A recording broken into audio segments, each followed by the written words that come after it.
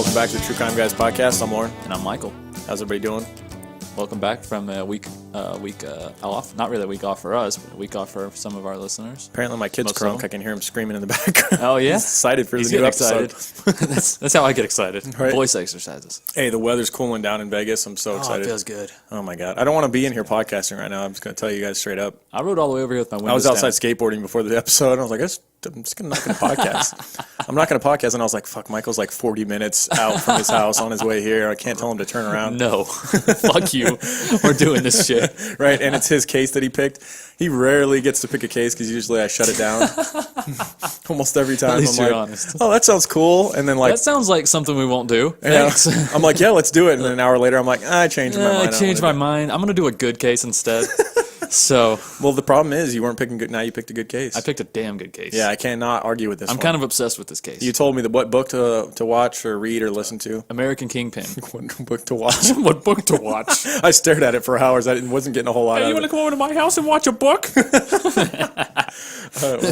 Well, hold on. Let me pull it up right quick. well, let's dive into it after we do the intro that you work your magic with, Mr. Musician guy. Oh, are we doing this 2 episodes in a row? Yeah. Okay. All right, we'll see you on the other side, and then we'll talk about what book. What the hell are you doing? Oh, hold on. Okay, All now right, we're ready. Let's start the episode. Go. Whatever device you're using, you've got the whole world at your fingertips. Well, no you don't. Go.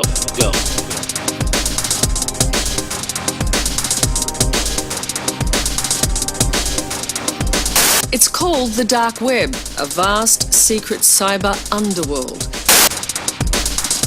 Those who met him said he was a nice, quiet bloke who was always glued to his laptop. The drug kingpin who goes by the name Dread Pirate Roberts. His real name is Ross Ulbricht, and his website, Silk Road, is packed with products like cocaine and heroin. The FBI calls it the most sophisticated criminal marketplace on the internet. They were comfortable operating in that environment because they felt that they enjoyed complete anonymity. A lot of kids know about it, and a lot of kids have made purchases on Silk Road. Just because the Silk Road has been shut down doesn't mean that this concept is going to go away very easily. You're the Dread Pirate Roberts, admit it. With pride. All right, so the case that Michael picked, I'm actually pretty excited about. You should We be. alluded to the book that you told me to get, and I did, and we do audiobooks, just so you know. A lot of times we say, we read this book. We didn't read it. Come on. Well, we listened to it. We work on the road by ourselves for 40 hours a week, so audiobooks are just perfect for us. It's the same thing, though. It's the same exact thing as the written book. It's just someone reads it to you. Exactly. It's like a bedtime story. It helps when you can't read. Right. So what was the book? It was called American Kingpin, The Epic Hunt for the Criminal Mastermind Behind the Silk Road. It is by Nick Bilton. A great book. It was very extensive. The audio form, just to tell you how long this book is, was 12 hours long. It's amazing, though. I recommend it highly. Even if you don't fucking like this podcast, if we do a shitty job, just shut it off and go listen to this book because it's amazing. Or watch the documentary that I watched. Or watch the documentary, yeah. Yeah, it's on YouTube. BBC posted it. I don't think BBC actually made the documentary, but they were doing like a series where they were like showcasing great documentaries that won awards and stuff. Right. And this was one of them. Nice. And the case that we're talking about with the book and the documentary and everything is the story of Ross Ulbricht, who started the website Silk Road, which you guys, I'm sure, have heard of at this point. Right. Although I hadn't. You hadn't heard of the Silk Road? Until I found it, no. Oh, man. I mean, I'd heard about this whole bust and everything, but I didn't recall the name of the actual Had you heard about website. the Tor browser or the dark web or any of that stuff? Okay. I was familiar with that stuff. There's a crazy episode of, I know a lot of you listeners out there probably listen to Sword and Scale. There's a crazy episode of Sword and Scale about the Tor browser and about the dark webs and stuff. It was kind of like post Ross Ulbricht and post Silk Road. It's the continued dark webs that have lived on past Ross Ulbricht. Well, his legacy's still going, man. His arrest, all it did was just inflame that market. I got to tell you though, the episode of Sword and Scale shines a dark, bad light on the Tor browser and on the dark webs, which is something we'll talk about. What? But it's the bad side. Like Ross Ulbricht, he had some. We'll get into it, but Silk Road had lines you couldn't cross. No child pornography and stuff like that. Yeah. If you listen to that Sword and Scale episode, there was no lines. No there was lines. no lines that you could cross anything. It was fine. Wow. Yeah, it was probably the hardest audio I've ever listened to was that episode of Sword and Scale. way. I'm not kidding. That Dude. bad? I can't even don't even want to talk about it. It's that bad. Don't talk about it. Then. Involves babies and it's no. bad. That's not our speed. We're not doing that on this podcast. No. Hell no. Vomit. Right. So let's get into it. Ross William Ulbricht was born in Austin, Texas on March 27th, 1984. He shares a birthday with who, Michael? Mariah Carey and Quentin Tarantino.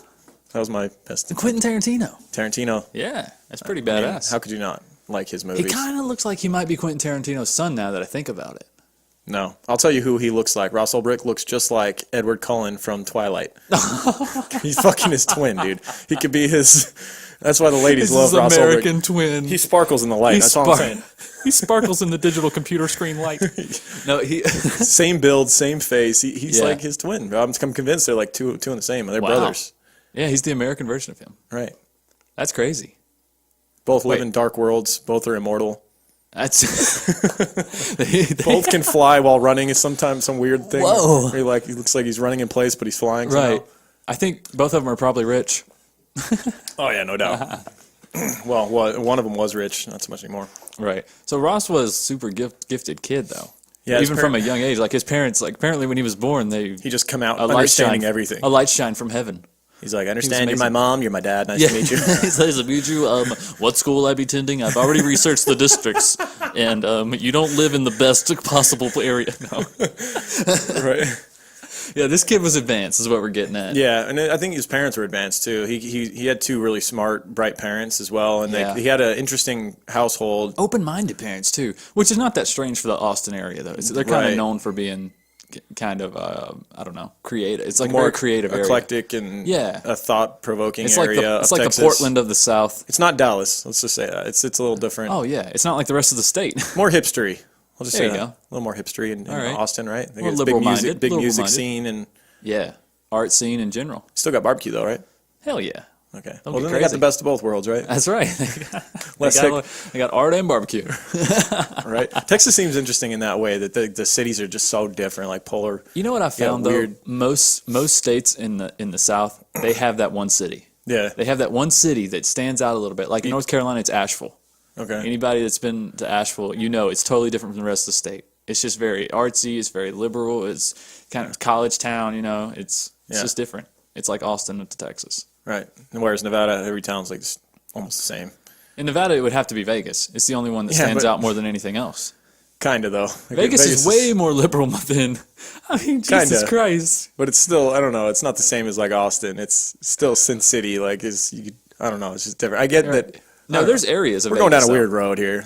We're going too far on fucking cities and whatnot. So anyways, I don't even know what I'm talking about. Right. So he was a gifted kid, okay? Right. That grew up in an eclectic city, a very cool city. Yeah. And his parents would constantly, they had open conversation throughout his childhood about everything about the United States, about the world, and I don't know. I feel like that plays a big impact on child development when parents... They encouraged him to think outside the box. Yeah, they do. Yeah. And they talk to him like an adult, like a mature person. And they took in his opinions and didn't disregard them because he was younger. But they made him like back him up and stuff, which was kind of cool. Right. And it sounded like from what I heard, it sounded like his mom and his dad would play like good cop, bad cop. Like his mom would always play his side and like, Ross is right. And then his dad would play like the more practical, like, you don't understand how the world works, son. It sounded to me like his dad just always played the contrarian. Like he just had to be whatever Which Ross is good thought. though, because you can't just tell your kid they're always right on everything. But then again, I don't know if I want to live in a debate club. You know what I mean?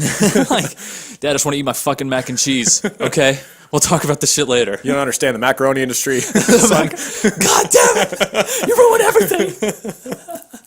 Right, but Ross seemed to like he seemed to like that. He liked. Yeah, he did. Yeah, it's not like he was opposed to it. He loved debates, and it followed him into college. He got involved in a debate team. I was gonna say he didn't also push himself mentally, but he was also a Boy Scout who had the rank of Eagle Scout. I'm jealous. I'm jelly because I was in a Boy Scouts, but I never made it to Eagle Scouts. And what'd you do, man? I feel like a failure. You probably just stopped, right? Yeah. I don't know. You were like, my vest is getting so heavy from all these buttons. Yeah, all these I can't fit anymore. All these comes Kip. Been chatting with babes all day. I don't know if you can tell, but I don't even have any more space for any more badges. Right.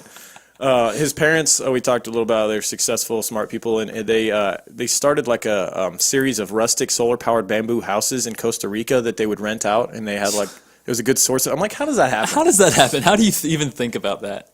It's like, honey, just hear me out. Listen. I love my got a parents, but they're great so investment boring. plan. They're so boring in comparison. In comparison to this. Right. I mean, whose parents are building rustic solar-powered bamboo houses and then renting them out to people? It sounds like a fucking SNL skit for like the hipster family. I'm just thinking so basic right now. Like how great of a house can you build out of just bamboo? It seems like an oxymoron, like a bamboo house with solar panels on top. It's just like the most basic house with a fucking solar panel on top. Yeah, like what is that solar cardboard panel for? boxes with solar panels on top.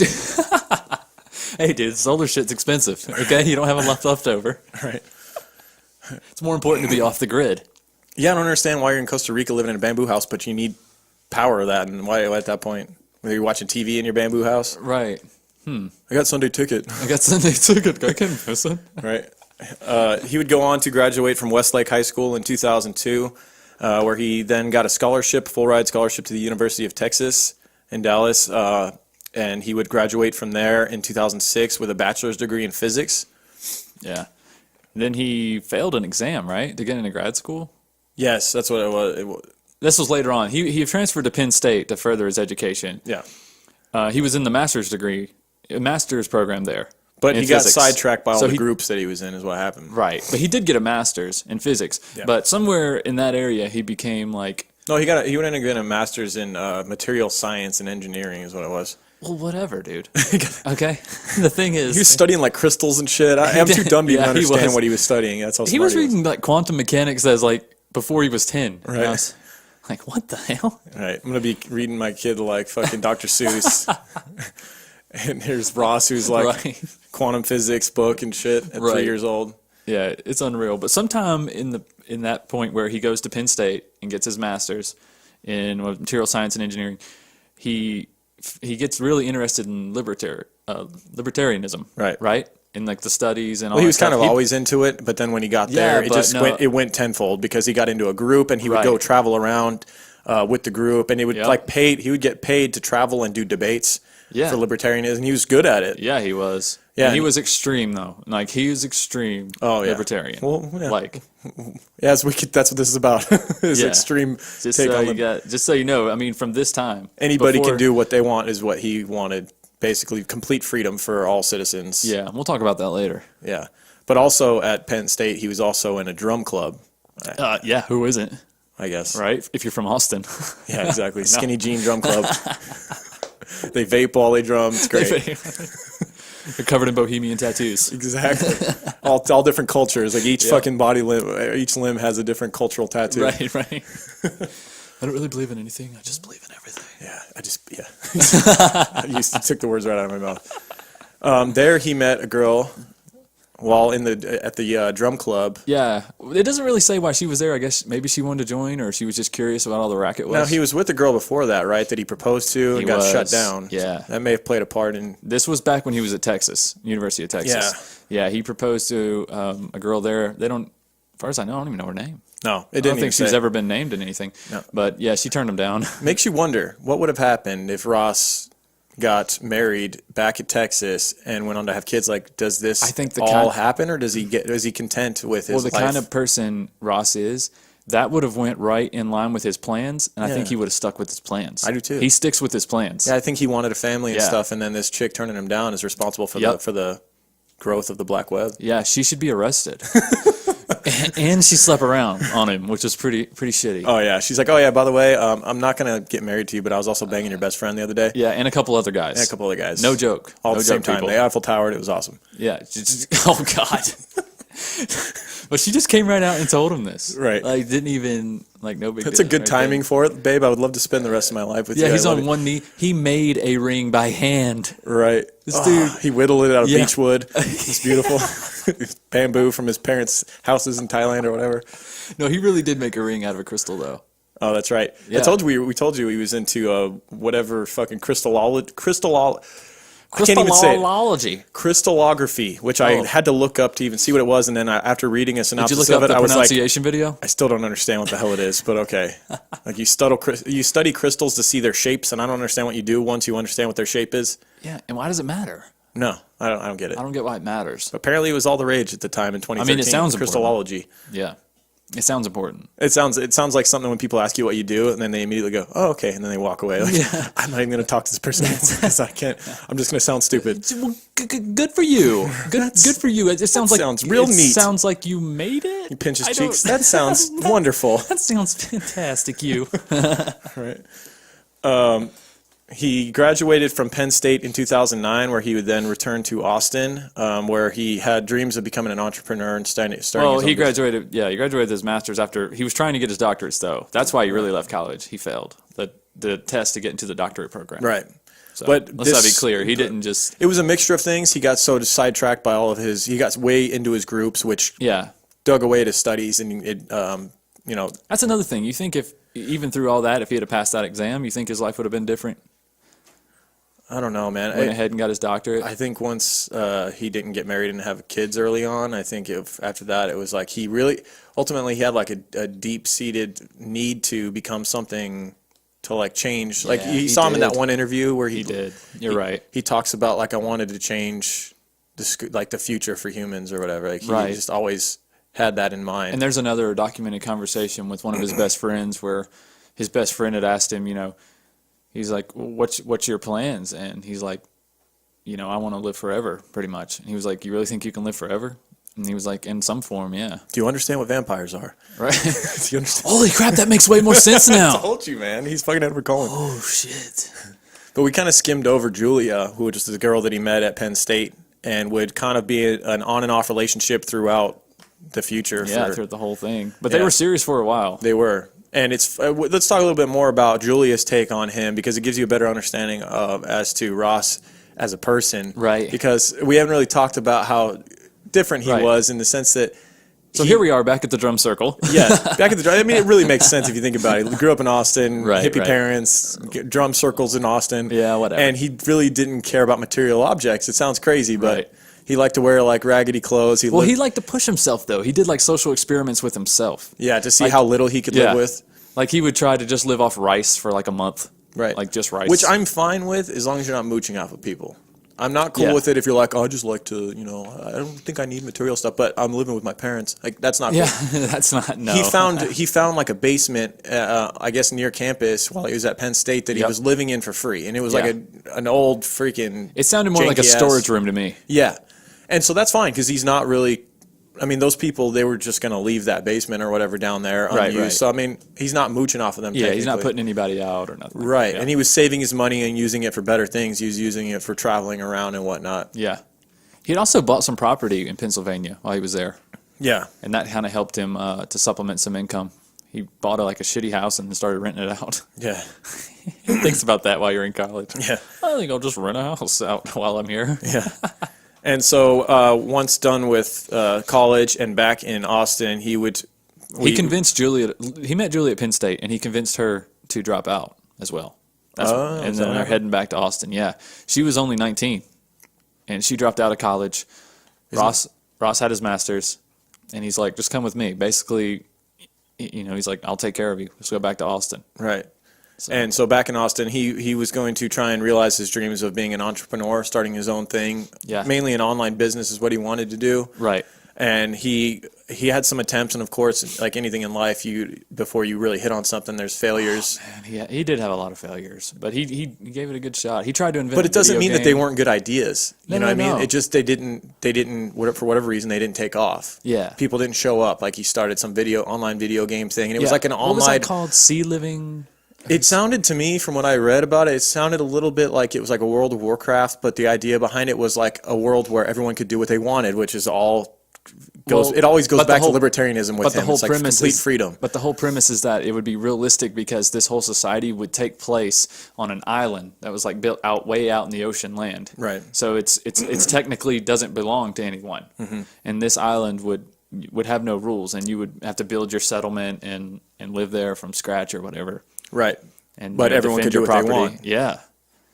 So I mean, I don't know. I don't want to get in that discussion right now. Yeah. There's a lot of games like that. I don't know if they were around when he started it, but it sounds like something that many other versions of have gotten really successful. So for whatever reason, it wasn't the right time, didn't get hit. And he's starting to feel like a failure. He's hanging out with friends, old friends from high school they come down Yeah. to see him in Austin, and like they'd go to the beach and hang out. And there's times where every time they ask like, "Oh, so what are you doing?" We've started this successful business, and Yeah. we're working for this big company, and he's kind of like avoiding the question because he's kind of ashamed that he hasn't really figured out his thing yet, his niche. Right. Hasn't started that business yet. That's going to be the next big thing. Exactly. But he hasn't given up on the idea, and Julia is there to kind of remind him to keep trying. Julia, let's just not underestimate their relationship. Like, she just fell in love with this dude. Yeah. Like, right away, she was just captivated by him for whatever reason. I don't know if it's charisma or Well, not right away, intelligence because the or- first time she saw him at the drum circle, she was almost like convinced he was a hobo. I mean, like the first time she really talked to him, though. But even then, she had to have saw something in him to call him back. You know what I mean? Right. The first time they met, he like approached her and talked to her for a minute, and she didn't think anything of him because he just looked like He had, like, she was, holes in his shirt. Yeah. Like some But shit. then I guess she saw him again, and he was Yeah. dressed better, and like Yeah. And then she's like, oh, and then she actually gave him a chance, went on a date, and like then you said like immediately fell in love with him Yeah, at that point. she really did. You'd have to, I guess, to drop out of school and move to Austin with this kid. And that's what I'm saying. Like, she was captivated by him. She was behind him 100%. Right. And never left his side either. So Yeah, and now that all this stuff's gone down years back, there's stuff that's been released, like people going back through his online persona, and like you can see little glimpses into him during this time. So as an example, on July 5th, 2010, he posted his thoughts on what constitutes freedom on a Facebook note, urging readers to build a world where we and the generations that follows will be freer than any that have come before. So it kind of gives you a window into what he really truly believed in, and he wanted to find a way to change our society. He Yeah. thought that the government had too much control over what we as citizens in a supposed Right. free country were able to do. did you see his video to Mitt Romney? No. Yeah, he made a video because Mitt Romney apparently proposed this question to all of America. He's like, what do you think we can do to better America? He was just taking these random video submissions, and Ross's was basically like, the only way the first step to bettering America would be to leave the United Nations. Yeah. He's like, become truly independent. Yeah. And without government rule and all that stuff. Like, he was like, you could tell he was serious about it. Yeah. And he was very convinced in himself. Right. Yeah, you could tell he believed in his cause thoroughly.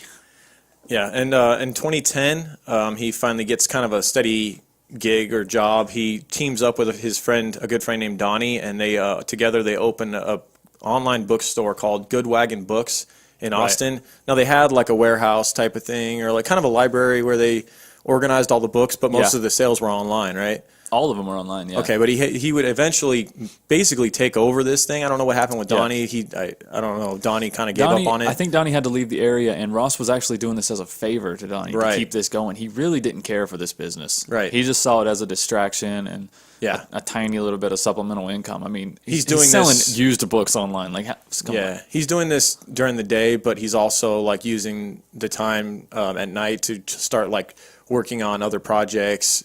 And this is where the seeds. This is where the big idea comes. Yeah, this is where the seeds start to be planted for Silk Road. Is Right. around this time. But I also think that even though he wasn't a big fan of the online bookstore that he was running, he became kind of he took on like a managerial, if that's a word. Yeah. He took on that kind of a role where he was managing several employees. Yeah. And so it yeah. almost, I think if you think about it, it kind of paid off later on that he had this experience during this time, because later on he would be the ultimate manager of Yeah, the I guess. Silk Road. On a small scale, on a very small scale. I Yeah, think no it doubt. But helped. still, you learn how to lead. Yeah. But Ross was kind of always struck me as kind of a leader type guy, though. Yeah. Like, I feel like when he was in the room, people were captivated by him for Yeah. some reason. Yeah, there's a lot of interviews that have come out later with old college roommates and Yeah. friends and stuff, and they've always said that he was always popular without trying. He'd walk in the room, and because he was just interesting, and he was Yeah. genuine Right. and like truly cared about friends and stuff. And I don't know. I think people like him. You get the feel when you see him in interviews too. Yeah, like you in watch the- YouTube clips, you feel like you get to know the guy because he's just in the open book. In the book, they described him as almost being like too good, Too almost open, like too- folksy, like Yeah. like just too good, and like people didn't believe it. But I feel like it helps you understand Ross's beliefs, because if he really was this good, like if his intentions, okay, I'm not saying everything this dude did was good, okay, Right. but if his intentions were really that good, that's the type of person you would need for that society to work. Right. He would have to imagine that everybody deep down is like him. Well, yeah, at a certain point when the Silk Road's running, when you first logged on to Silk Road, it would say, please watch this message. Mm-hmm. And it was a big thing about his beliefs and do good to others. That's what this website's about. You know, you can get anything you want. There's ultimate freedom, but at the same time, our general principles are be good to others. And anything on here, don't try to scam anybody. Don't try to harm anyone.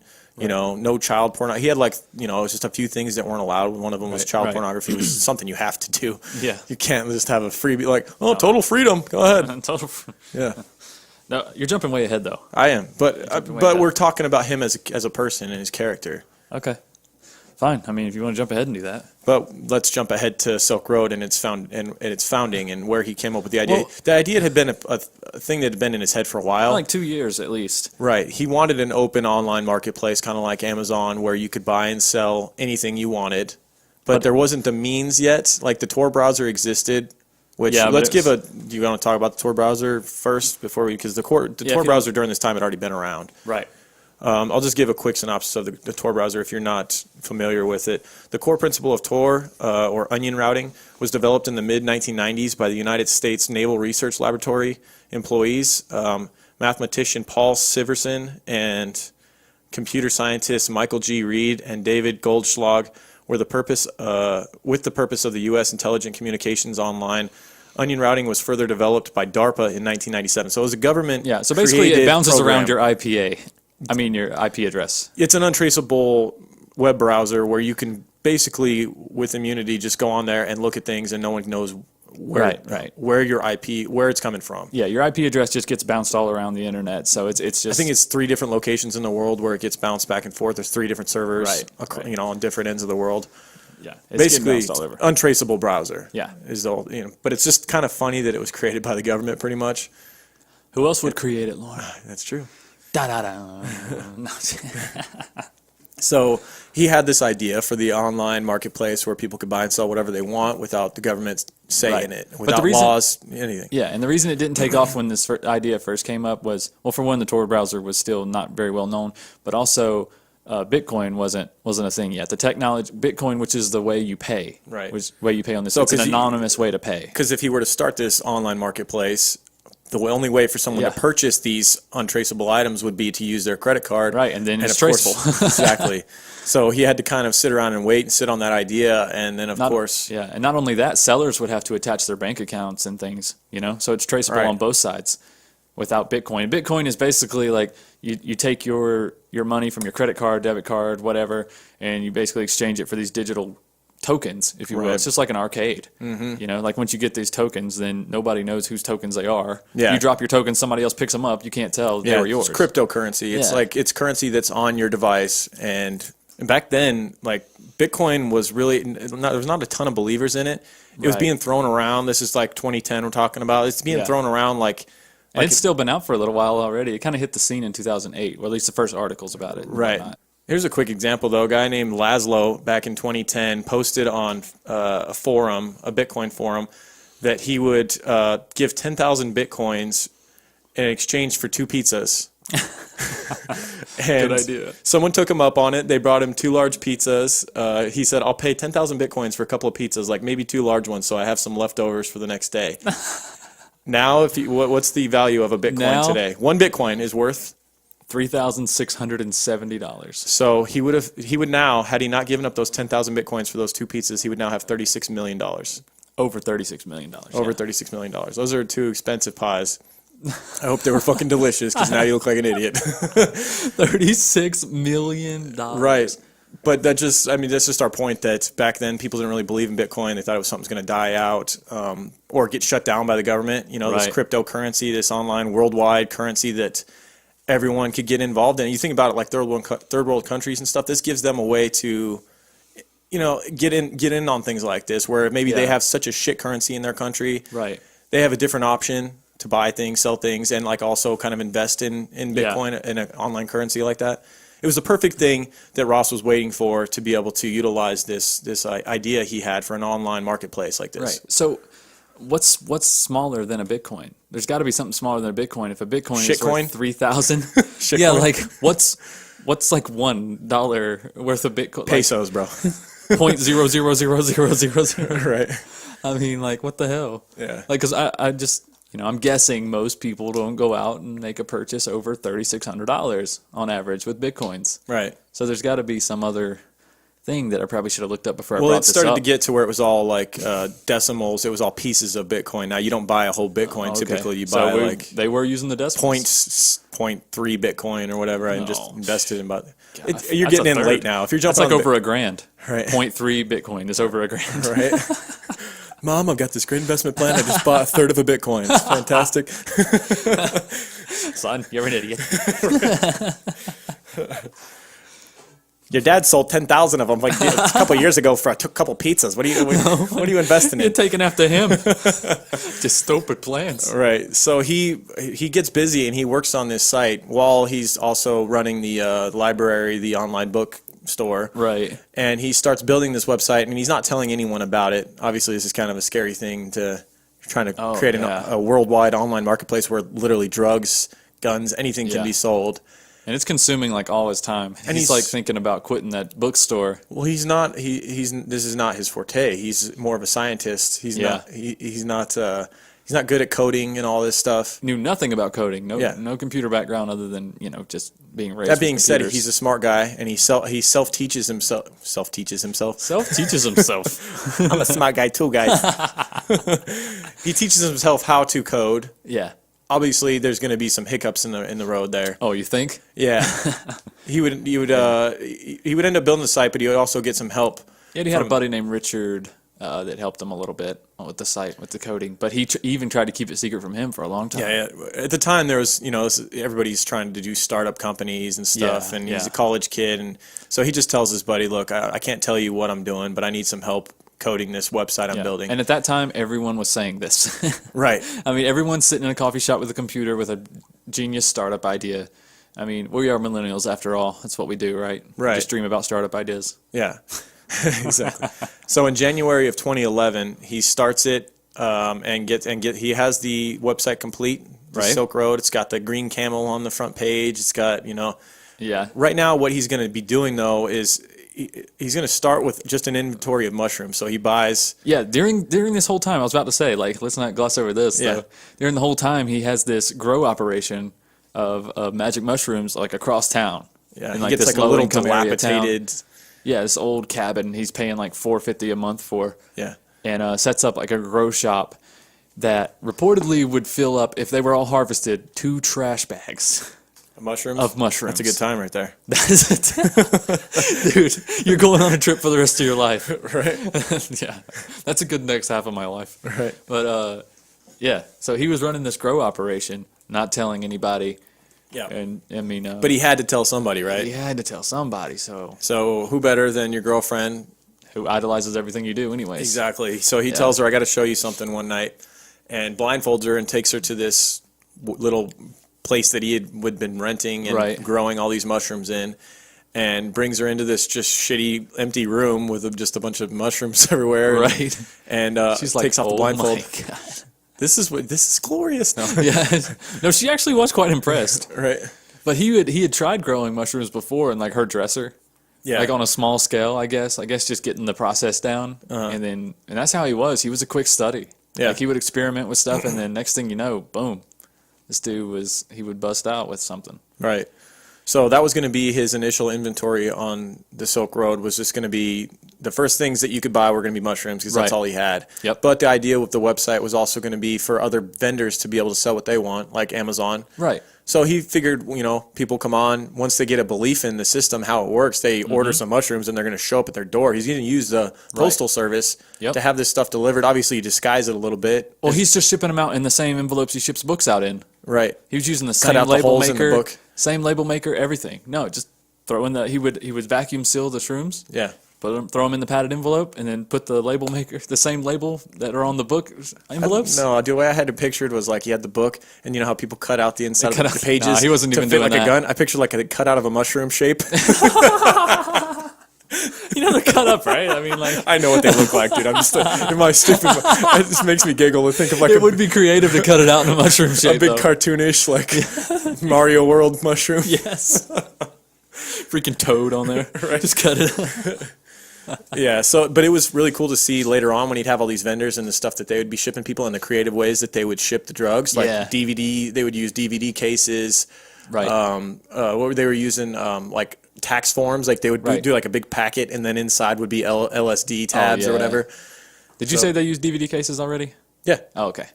They use DVD cases. What else? I saw on that documentary they showed a bunch of examples of the ways that people would ship drugs. That's pretty standard. Yeah. I mean, if you live in a state where weed's illegal, you become creative when you travel. Chocolate bars. People would get advanced ways of like resealing packages. So they they would order like Crunch bars and then they would cut a piece of the chocolate out and stuff like little pills and stuff in there. Yeah.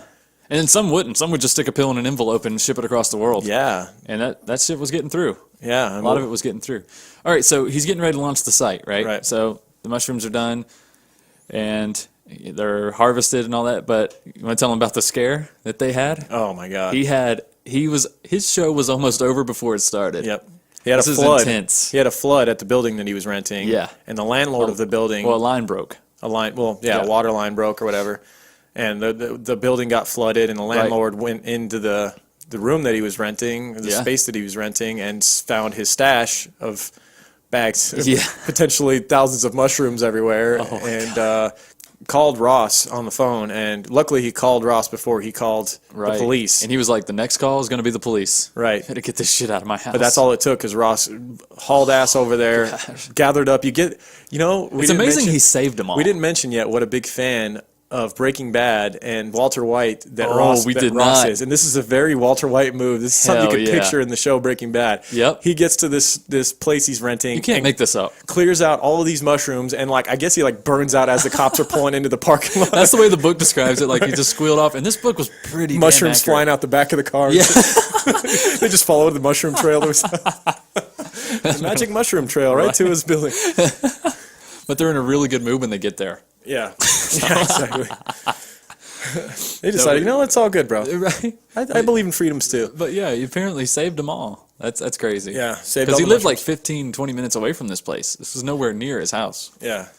So that's crazy. Yeah, so the website would shortly after go live, and he's not sure what to expect. He's not sure if it's going to, he's not sure. I mean, obviously you can't really just put out signs everywhere like, hey, come check out my fucking black market website. He should have got some stickers and stuck them on stop signs like everybody else. Exactly. So initially what he did was he created an online account for he went on to some mushroom forum. Yeah, he went on to multiple ones, Yeah, he went on to some online forums and posted little messages like, oh, hey, this is cool you guys are talking about. It'd be cool if there was an online marketplace. Yeah. I just found this one. Have you guys ever heard of Silk Road? And playing dumb, he was the first person to stumble upon this shit. Right. Yeah, keep that in mind, though. This is something that would come back to bite him in the ass later on. Yeah, he thought he was completely anonymous here. Right. What was the profile name that he created when he went on there? Wasn't it? Altoid. Altoid, yeah. Under the pseudonym Altoid on some forum, he went and posted. And that was he was hoping people would find it through that. Yeah. And they did. They used the little link that he posted up on there. Was a really strange link. Yeah. With Onion in there because it was on the Tor browser. It was a bunch of just random letters and numbers. No one could find it without a link. Right. You would not just type it into your browser by mistake. Yeah. Not happening. So he starts noticing, and he would shortly after also show Julia the website. That'd be the only person that he actually showed the website. He would load it up on her MacBook or her little laptop. Right. And show it to her, and she's like, well, have you sold anything yet? No. He's like, no, I've had some traffic, But I had some traffic, okay, it's growing. Yeah. That sounds like us at the beginning of the podcast. Some people are listening. Right.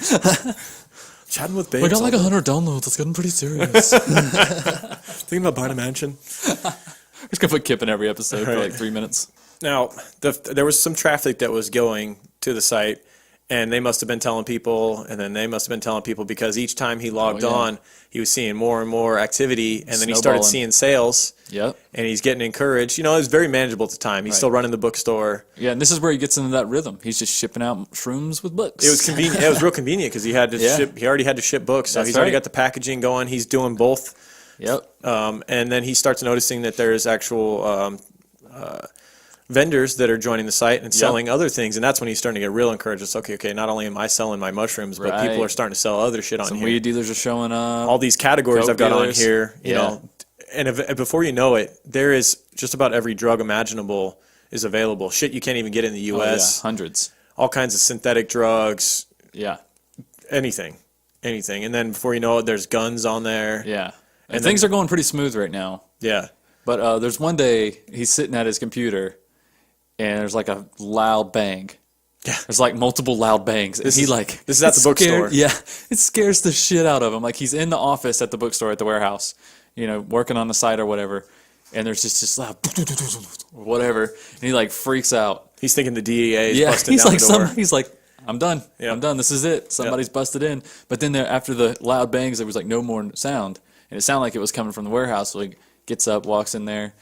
All of the damn shelves he had built for those books had all fallen like dominoes, and apparently they were big ass shelves full of books because Bro, he had taken a saw to each leg on those fucking things. he definitely did. He was wanted like, this shit to happen. He's like, I'm done with it. I'm done with this fucking bookstore.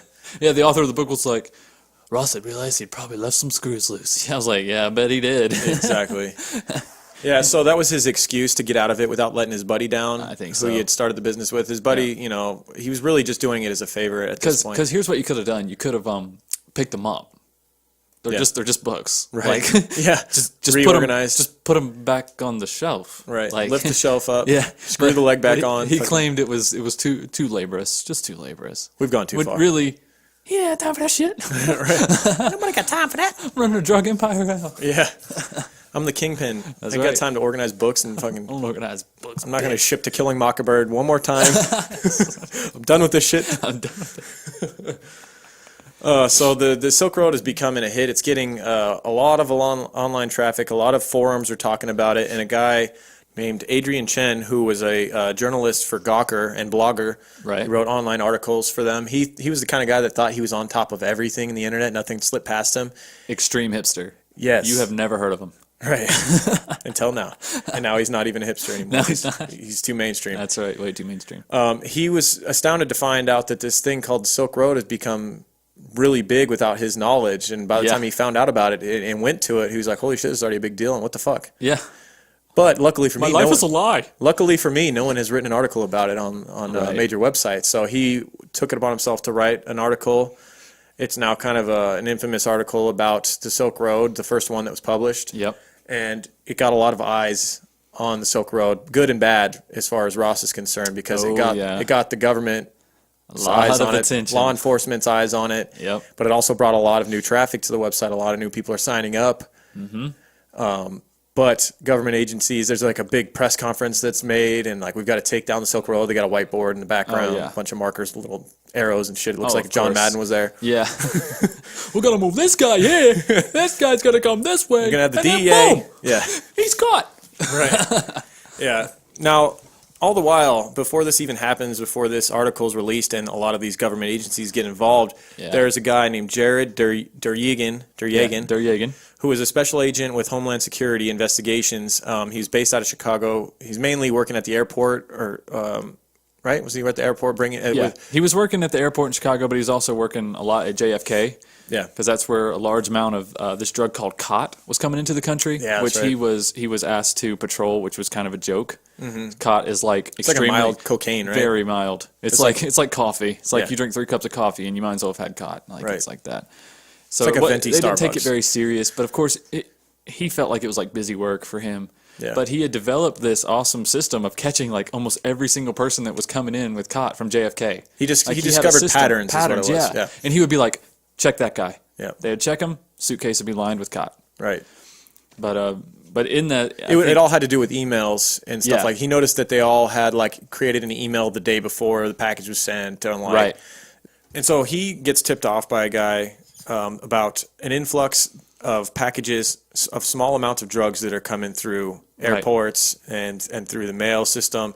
And most guys in Homeland Security they're trained to not care about small amounts of drugs, to Yeah. look the other way because it's too like small to we waste got the resources. bigger fish to fry. We're going Right. after large amounts. But ultimately, Jared understood that shit adds up, and if every third envelope that's coming through has 2 pills in it, you add all those envelopes together. If they're And coming from the same source, especially, it's large amounts of drugs. Well, what really struck him as odd was they were coming from out of the country. There's no way that sender could have known that person. Right.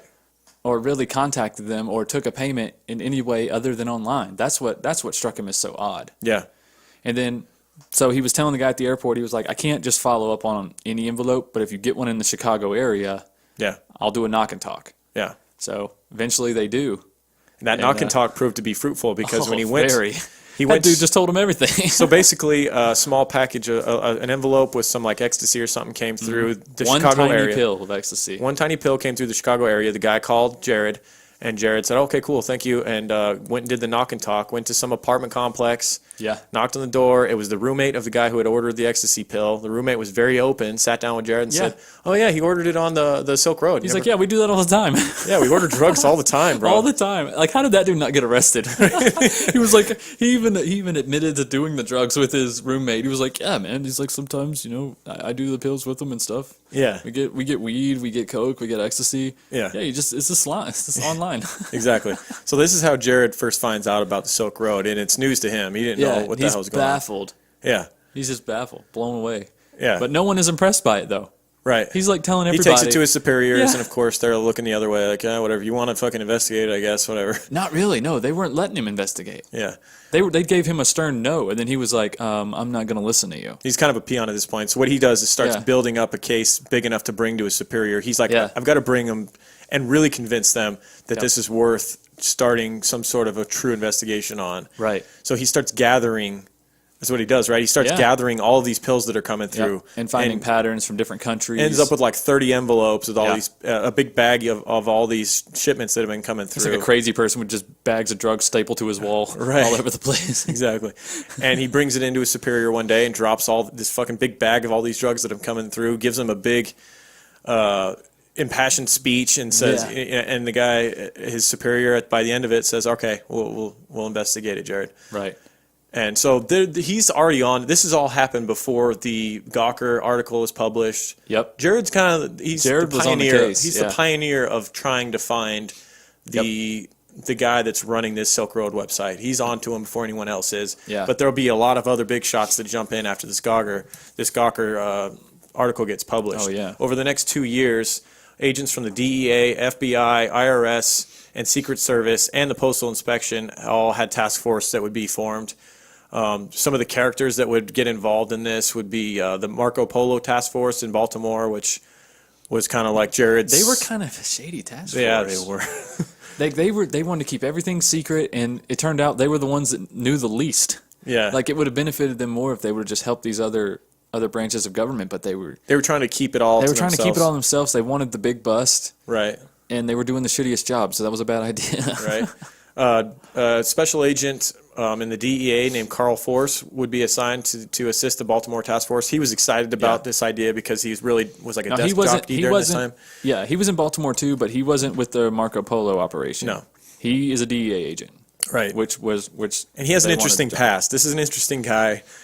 He's probably the most amusing character in this entire story for me. This guy, Carl Force, special agent of the DEA, who is now a desk jockey because in his past as an undercover agent, he took it way too damn far. Gotten into a lot of trouble. He went undercover and got really. He actually became a drug dealer who was an undercover cop. Yeah, it's like something out of a movie. He became like the criminal. He did. He broke way bad. Right. Exactly. He fell super far, all the while going to church on Sunday with his family. Yeah. It's unreal. The double life this guy was living. Talk about a double life. Yeah. Like Gus Fring on freaking Breaking Bad. Exactly.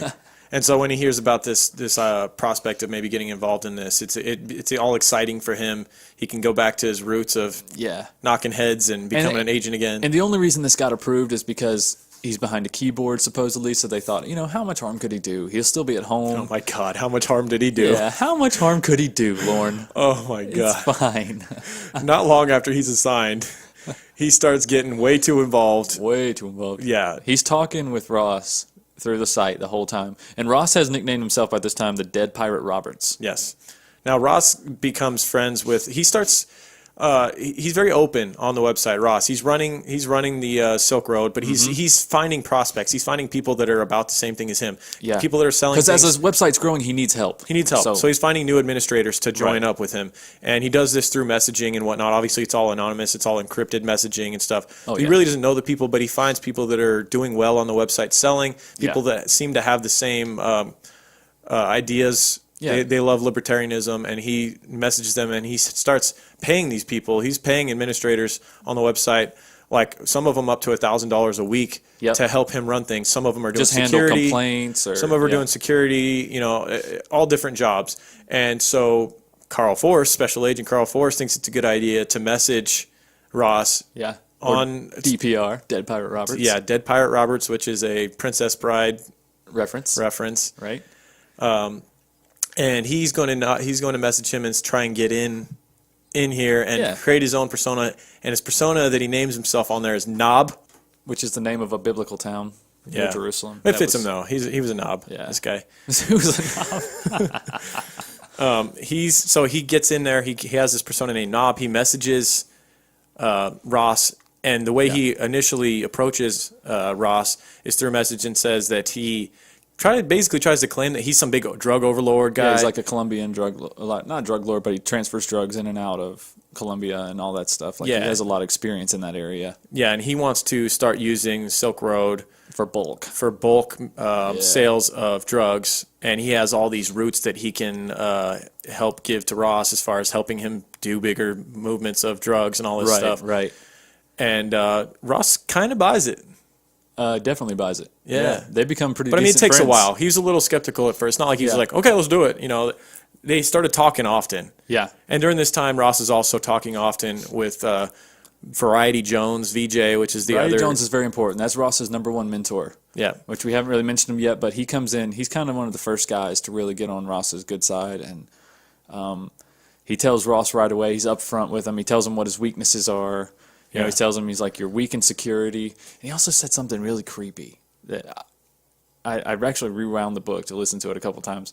But he was like, he said you have the inability to decipher a garter snake from a cobra. Right. And Ross was like, okay, tell me more. Right. Are you saying that you're a cobra? Exactly. He never asked that. That would have been my very next question. I'd have been like, which are you? Right. You know? Because Ross, I mean, he doesn't know who these people are that he's having help him. Ultimately, they're still just like anonymous names later on in the game, forum on a website. Yeah, later on in the game, he has everybody send him IDs that supposedly are real. But I mean, come on, this is the world of black market. Everybody's got fake IDs. Yeah, coming from a guy in Ross who later gets caught with like getting shipped 9 fake IDs for himself for like each state. So each state, we got 9 states. Yeah, well, each state that he was going to, bitch. Okay. He can't visit all 50, all right? He's a busy guy. He's got 18 hours of computer work a day to do. Right. This sounds like a miserable existence, honestly. Like during this time, Ross he's nonstop working on Silk Road. It's nonstop. Well, because the bigger the site's getting here, he's running into all kinds of issues. Right. And it becomes more and more under attack because it's worth more now. Hackers are hitting them on almost a daily daily basis. Yeah, and they're asking for money to let go of certain areas of the site and things like that. Yeah, it gets pretty crazy. Just to be quite the headache. Right. But it's also his baby. I think it was VJ Jones like every time. Well, yeah, it could have been because VJ was the most talented coder that Ross could come across on there. That's why he partnered with him, because VJ became like the head security guy, the guy that would supposedly take down the hackers. Right. And this dude was very experienced with the black market. He'd been selling he was like the biggest weed seeder in his area. People feared this guy. He's a scary guy. He had multiple reputations and stuff. It was kind of weird. Like nobody knew who he really was. Yeah. Some people questioned if he was more than one person under the same pseudonym or whatever. It's kind of. And this is a guy that Ross is confiding in, and they're talking every day. They're texting like their boyfriend girlfriend almost. Yeah. Yeah, some of the texts that they say in the book are like, right. It's kind of strange. Right, smiley faces and night baby. Yeah. Weird. And this is around when DEA agent, Special Agent Carl Force is also messaging Ross and pretending to be this drug lord and, trying to get in with his persona of Knob, much to the chagrin of his superiors. They do not want him doing this. They don't want him to blow their cover. They're trying to infiltrate the site, but he's just going in as Knob and just messaging him. Right. And he's supposed to just be a person, get a job, hang around, watch. Right. That's all he's supposed to do. But he's getting drunk at home at night and just fucking he's like somebody late night Facebooking or something. It's like, stop. Not now, honey. Right. I'm on the Silk Road. What do I tell you? Strikes you as the guy that would never be able to find out about something. He's so out of touch, but because of his job, he finds out about this, and he just can't handle the power of it. Yeah, I know. He was kind of like Jared in a way where he didn't take no for an answer, but his intentions weren't always good like Jared's. Right. Jared seemed like he really wanted to make a difference in the world. He was driven for that. Yeah. But Carl, no. He just wanted glory, right? Yeah, he wanted glory and he wanted to get ahead. Yeah. And I think he missed the days of being that young undercover agent too. Yeah. Because he had a desk job for years now. His life's very mundane. We've yet to hear the end of Carl Force. He's do some crazy. Dude, this whole story is batshit, and mainly because of this dude. It is. A lot happens here. We feel. Yeah.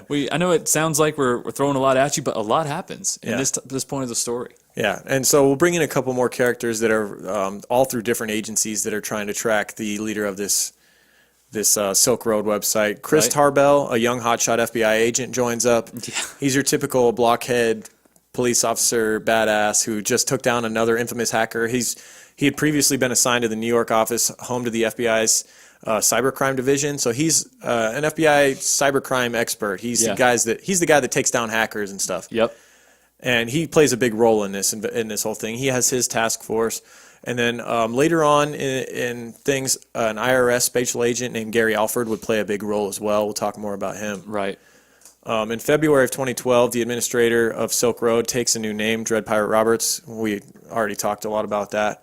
This is when he officially becomes Dread Pirate Roberts. He changed. Right. He was admin. He was admin. He was Yeah. posting a lot of stuff on there, and he was just known as admin. And it's also important to know at this time that he was talking with Variety Jones, and Variety Jones. This is why I think Variety Jones was more than one person, or at least tried to be, because he gave Ross the advice of, he's like, why does Dead Pirate Roberts have to be just you? Like, why does it have to be just one person? Mm-hmm. He's like, you can make Dead Pirate Roberts an idea. Yeah. So at this point, Can be passed on after you. So when he changed the name, he made up a story that he sold the website. Mm-hmm. Technically, like to everyone else's knowledge, that Silk Road had been sold, and Dead Pirate Roberts was a completely new person. Mm-hmm. Which helped out. metaphorically, it kind of was, which was kind of cool. Looking back at the book, I was like, that is kind of where a lot changed for Ross. Mm-hmm. The personality that he had to be as this kingpin, it started to overtake Very much old Breaking folksy Bad. Ross. Very much Breaking Bad. Yeah, old folksy Ross wasn't there Goes anymore. from Walter White to Heisenberg, bro. Yeah, he does. Yep. And then Heisenberg can do things that Walter White wouldn't do as Mr. Good family man, Exactly. science teacher. Now, the website Silk Road has grown drastically at this point. By March of 2012, Silk Road had over 38,000 users per month and generated up to $600,000 in sales per week worth of Bitcoin, obviously. Yeah. But No, that's the equivalent. It was Right. bringing that much American dollars. right. Yeah. Now, Curtis Green was a moderator that Ross had taken upon. He had brought him up and had gone to because he noticed that he had a lot of. He was a smart guy when it came to prescription meds. Yeah. This guy that was under the pseudonym Chronic Pain on the website was always giving people advice. Right. Seemed to know a lot. So Ross went to him on the website and said, "How would you like to be a moderator?" And started paying him Yeah. money to work for the website, which was great because this guy really did have chronic pain. He had a lot of injuries. He depended on prescription meds, and he'd been Yep. using Silk Road as a means to get the pills that he needed, as opposed to going to doctors and whatnot. Right. And so it worked out for him because he didn't work. He was at home, and he became, started working for the Silk Road website. And Yeah. he was excited about it. Even his wife was excited. He was making more money working for the website than his wife was making working full time. Right. And so this unfortunate bastard, though, Yeah. because he somehow became the sights of Mr. Hobnob. Mr. Hobnob. Mr. Hoffman. Nob- Carl Force. Carl Force the DEA agent. chose him as a Yeah. target to do a sting operation on. Yep. And this guy, Chronic Pain, Curtis Green, lived in Utah, and they found out where he lived. See, what's twisted is like Knob set up this whole thing through the site. So he contacted Curtis and he's like, I need somebody to deliver this kilo of cocaine to. Right. Or no, it wasn't kilo, was it? It was basically a big box full of coke, and Yeah. It's like a shoebox full of coke. it pretty much was, because it blew up in Curtis's face when he Yeah. opened it. But what they did was they had an unmarked van, and they parked in Utah. They went to his house. They parked Yeah. across the street, and they had some fucking DEA agent just throw a mailman jacket on over all half-assed and take this package. This is such a funny scene. Let's take a second further, right? So this half-assed DEA agent, right? That's like Lauren said, he's just wearing regular clothes and decides to get a post office jacket, and then walks out from this creepy van, walks up to his porch, lays this giant box of cocaine on the step, walks away. So now they're watching, right? And Curtis like peeks out the door, and he's like. He just kicks the box into the yard. No, he picks the box up and throws it in the trash and walks back inside. Yeah. And then, so they're like, what the fuck? What is this guy? Is he on to us? Like, we can't arrest him for throwing it away. Right? So then they wait a little bit. And it's like almost like Curtis forgot, like, oh shit, right. I'm expecting a pack of cocaine today. Yeah. Oh my God, let me go back out and get that. That's probably. Well, I think it was more than that. It was curiosity killed the cat. He was just like, what if it was a big package of drugs and it's not the DEA or it's not law enforcement doing a sting operation? I could really get in trouble for the creepy van across the street. Maybe it's just a weird coincidence. Weird coincidence, yeah. Yeah, the guy looks like a cop with a mailman jacket on. Yeah. It could have really been a mailman. He's wearing aviators. He's got a mustache. Crew cut. Mailman. Fucking jacked, crew cut. Gun on his side, handcuffs hanging off the back. So he goes back out, gets the package, brings it inside. It explodes, cocaine all over his face, and the DEA kicks down the door. Right. Luckily, they don't kill his chihuahua who's attacking their ankles. Well, one of them is. The other one's shitting in the floor. Yeah. Yeah, like a chihuahua, like you would think a chihuahua would do. And they now have Curtis Green in custody and scare the living shit out of him. They're bringing in him. They're hoping to get access to the Silk Road through Curtis Green's credentials. He's been given the rights to certain parts of the website to help run things. Now, during this time, this is where some shady DEA shit goes down. Oh my God, it's so hilarious though. It is hilarious, but it's shady, man. It's super shady. They take advantage of this dude, Curtis Green. Oh, you're talking about the money that the DEA agents take? Yeah. So as Curtis is logged into the site. Yeah, and he has access to the money that the website's making. Yeah. It's bringing in tons of money because he basically has the power to like justify people's accounts. So like if people got a bad shipment or something happened, then he was kind of the moderator that could be like, okay, Bitcoin, the Silk Road can reimburse you or whatever. So he actually had access to people's Bitcoin accounts. Yeah. And these DEA agents figured that out. One being Carl Force. Yeah. And the other one being a man by the name of Sean. What was his last name? I forget. Doesn't really matter. It doesn't matter. His name was Sean. And Sean, right off the bat, stole, before they even left his place, like he was already planning, and before he took the computer to evidence, stole $350,000 under Curtis Green's name. Right. So this sends up a huge red flag to Dead Pirate Roberts. So the DEA agents figure this is untraceable money. The cops aren't going to be able to catch me for taking this money. Exactly. They've been doing this for years with real cash. If they bust into a drug dealer's house and they find like a stack of cash under the mattress, they fucking pocket that shit. Oh, yeah. It's the same concept. Right. But this is what tips off Ross. He didn't know that Curtis Green had been arrested until after this goes down. The reason he got tipped off to it is because another moderator on the website told Ross that all this money had gone missing, all these Bitcoins had come missing from his account. Yeah. And they pinpointed it down to Chronic Pain's account, Curtis Green, the guy that's been working for him. And this is where you get... And then guess who he contacts to go get Curtis Green? Yeah. Old Knob. Old Knob's Hot like, damn, what are the chances? You need some help with that guy that stole all that money from you? Yeah. That I've got in custody right now and you don't know? Right? But it's such a twisted situation. Oh my God, it's so fucking funny. It's such a twisted situation, yeah. Knob has Curtis Green in custody. And he's messaging Ross. / Carl Force, yeah. / Carl Force. He's messaging Ross, the person who's running / fucking Dead Pirate Roberts. Dead Pirate Roberts. He's messaging him saying, because right away Ross goes to Knob and says, we have a serious situation that went down. Right. One of our mods stole $350K worth of Bitcoin. Yep. I don't know what to do. And Knob immediately, as this drug lord, is what Ross thinks he is, goes, I can have this taken care of for you if you want. Yeah, he's like, I know people. And Ross is like, this is not something he's used to. He doesn't go with him right away. He checks around. He's like, I don't know really how to handle these things. I've never run into this situation where someone stole $350,000 from me. So he talks to Variety Jones. Yeah. And Variety Jones is like, it's the world we live in now. Yeah. And he's like, this is the world you created. Like, you can't let this slide. Initially, he tells Knob offers to rough up Curtis Green for him. He can go to Utah. He has guys that can go there, rough him up for you. So this doesn't happen again on his end, and also maybe the reputation will get out there on the Silk Road that if you take advantage of Dead Pirate Roberts that Right. it's not going to go well for you. He kind of needs that reputation. Yeah. Well, Ross, and also he just wanted, this was like his first line of defense. He was like, if you rough him up and he gives the money back, we're done. Right. We're even. Yeah. But that doesn't necessarily happen. He goes to talk to Variety Jones. Yeah. And Variety Jones has a little stiffer mentality on it. We talked about his reputation, and he says maybe you should just get rid of him altogether. Yeah. And Ross says, what you mean, like execute? And he goes, yeah, that might be for the best. So Ross then goes back to Knob and says, that thing that you're going to do for me, I'm thinking maybe we just get rid of him altogether, just execute him. Yeah. And so he's at this point unknowingly telling a DE agent that he wants a hit on a guy that stole money from his website. Right. And they have the guy in custody. So initially their plans were to take him to a hotel room, and they'd already gone to a hotel room. Yeah, they were already in a hotel room getting ready to torture his ass. It's so crazy, man. It's just so crazy. So Knob / what's DEA agent Carl Force.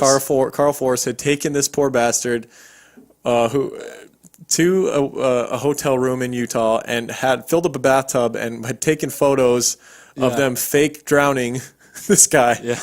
But kind of half-assed. No, they were really drowning it. They were really what do you call it? Waterlogging, or what the fuck do you call Waterboarding? it? Waterboarding. Yeah, they were really waterboarding this guy. Yeah. But so it was easy to fake it in the pictures, right? Because they were really torturing this motherfucker. Yeah, and so they're going to send pictures over. But then when Ross told Knob to go ahead and kill him, they're like, oh shit, we'd already got these fake photos of torture that we were going to send over. That was a waste of the last half hour, right?